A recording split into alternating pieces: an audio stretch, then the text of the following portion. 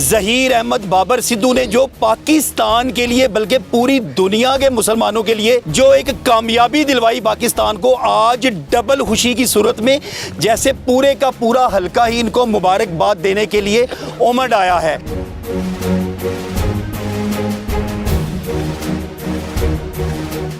लेकिन लाइक आपके जो आर्मी चीफ है वो हाफिज़ कुरान है, जो एयर चीफ है उनके वालिद हाफिज़ कुरान है। अब मैं उस पर, चूँकि मेरा वो छोटा भाई है, मैं ज़्यादा डिटेल्स में नहीं जाता, तो मतलब उसका जो अपना किरदार है, बाकिरदार आदमी है, नेक आदमी है, क्रेडिबल आदमी है, डेड ऑनेस्ट आदमी है। जी। तो ये मेरे वाले साहब जो किबला हाफिज़ साहब थे, उन्होंने बहुत पहले फरमाया था कि अल्लाह ताला तुमसे बहुत बड़ा काम लेगा। ये ग़ालिबन 80s की बात है, 88 या 89 में। पूरे पाकिस्तान में जश्न आज़ादी को बड़े पुरजोश तरीके से मनाया जा रहा है। डेरा सिद्ध पर बहुत ज़्यादा जश्न का माहौल है, काफ़िले आ रहे हैं, लोग पाकिस्तान जिंदाबाद, एयर चीफ जिंदाबाद के नारे लगा रहे हैं। सारे अहले वतन को ये जो हमारा 78वां यौम आज़ादी है, इस पर मुबारकबाद पेश करता हूँ कि आज के दिन पाकिस्तान आज़ाद हुआ था। आज के दिन कायद-ए-आज़म मोहम्मद अली जिन्ना ने पाकिस्तान को आज़ाद करवाया था। और दूसरा जो आपने सवाल किया है वो मैंने पहले भी अर्ज़ किया है, शायद आपने सुना होगा। देखिए, मेरा इसमें थोड़ा पॉइंट ऑफ व्यू डिफरेंट है। मैं कहता हूँ ये सारी अल्लाह का करम होता है, अल्लाह की मेहरबानी होती है जब लीडरशिप बेहतर होती है ना जी। लेकिन लाइक आपके जो आर्मी चीफ है वो हाफिज़ कुरान है, जो एयर चीफ है उनके वालिद हाफिज़ कुरान है। अब मैं उस पर, चूँकि मेरा वो छोटा भाई है, मैं ज़्यादा डिटेल्स में नहीं जाता, तो मतलब उसका जो अपना किरदार है, बाकिरदार आदमी है, नेक आदमी है, क्रेडिबल आदमी है, डेड ऑनेस्ट आदमी है जी।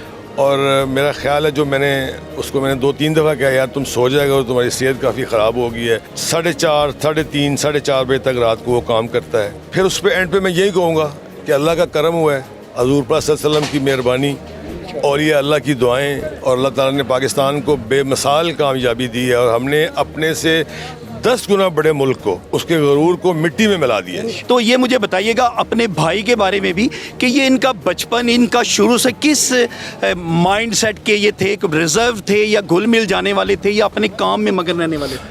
शुरू से हमने इकट्ठा ही बचपन गुजारा है जी। ठीक है। 2-2.5 साल का फ़र्क था। बचपन में मतलब काबिल था, बड़ा मेहनती था, बल्कि ज़्यादा इंटेलिजेंट था जी, बहुत इंटेलिजेंट था जी।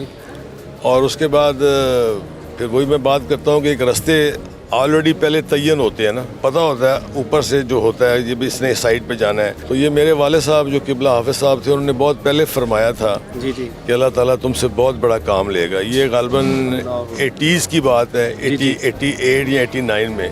ठीक है। और मैं दोबारा अर्ज़ करता हूँ ना कि मतलब अभी जब से वो एयर चीफ बने हैं, तो आप किसी से पूछ लें, पूरे पाकिस्तान से पूछ लें कि नंबर 1 डेड ऑनेस्ट आदमी, डेडिकेटेड और सारी रात काम करने वाला और सादा आदमी।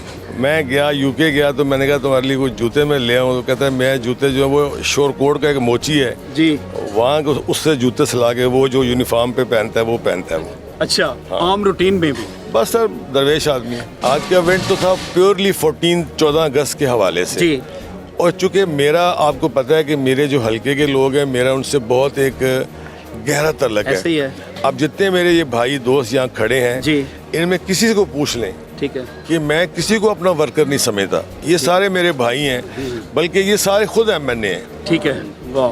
ये जितने भी हैं ये खुद MNA, और ये मुझे डायरेक्ट कॉल करते हैं, मैं इनकी डायरेक्ट कॉल सुनता हूँ। ठीक है। और मुझे जो भी हुक्म देते हैं मैं बड़े आराम से, कभी गुस्से भी हो जाते हैं तो मैं फिर भी बर्दाश्त कर लेता हूँ। चौधरी नसीर जिंदाबाद, चौधरी नसीर जिंदाबाद, एयर चीफ जिंदाबाद, एयर चीफ जिंदाबाद, फखरे पाकिस्तान जिंदाबाद, सरदारे हतबे नबुव्वत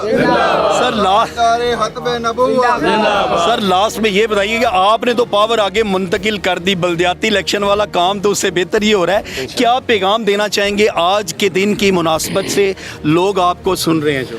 देखिए जी, मैं ये पैगाम दूंगा अपने बुज़ुर्गों को, अपने भाइयों को, अपने बच्चों को, अपनी माँओं को, अपनी बहनों को, कि पहले तो हम सारे पाकिस्तानी हैं, मुसलमान हैं। उसके बाद जो हमारे मुल्क में अक़लियत हैं वो भी हमारे साथ हैं, मुहिब्बे वतन हैं।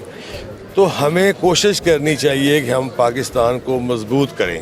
ठीक है। ये जो सियासी मसले हैं हमारे छोटे मोटे, लाइक पीपल्स पार्टी है।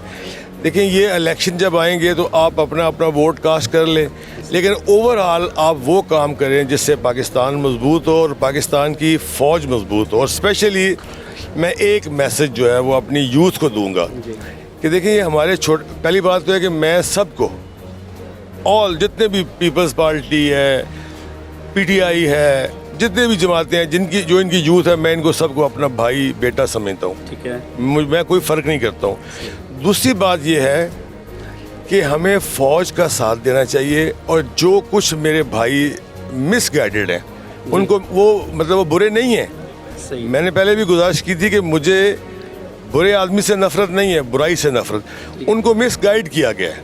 वो बंदे बहुत अच्छे हैं। वो हमारे जो ओवरसीज़ हैं, स्पेशली हमारे पाकिस्तान में जो यूथ है वो बहुत समझदार लोग हैं, लेकिन उनको प्रॉपर गाइड नहीं किया गया कि फ़ौज के बारे में जो बातें करते हैं उनको नहीं करनी चाहिए। इसलिए कि जब भी पाकिस्तान पे बुरा वक्त आया, देखिए हम तो नारे की हद तक है ना, जी जी, नो डाउट कि सारी जितनी भी सोशल मीडिया जो भी सारे, लेकिन मेन जो फोकस तो आगे आर्मी करती है। हमें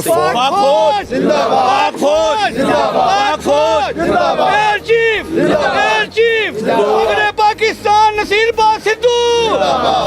तो हमें इत्तेफाक से अल्लाह ताला ने अच्छी फ़ौज के अंदर अच्छी क़यादत दी है, जिसमें फील्ड मार्शल हैं, हाफ़िज़ कुरान हैं, फिर हमारे जो प्राइम मिनिस्टर हैं जी, शब रोज़ मेहनत कर रहे हैं, सुबह शाम मेहनत करते हैं, उनकी भी 4-5 घंटे नींद है। इसी तरह एयर चीफ़ है, इसी तरह नेवल चीफ़ है। हमें कम अज़ कम हमारे सियासी इख्तलाफात अपनी जगह, फ़ौज हम सारे पाकिस्तान की एक है और फ़ौज के लिए पूरा पाकिस्तान एक है। मेरा यही मैसेज है। पाकिस्तान जिंदाबाद, पाकिस्तान जिंदाबाद, पाकिस्तान जिंदाबाद।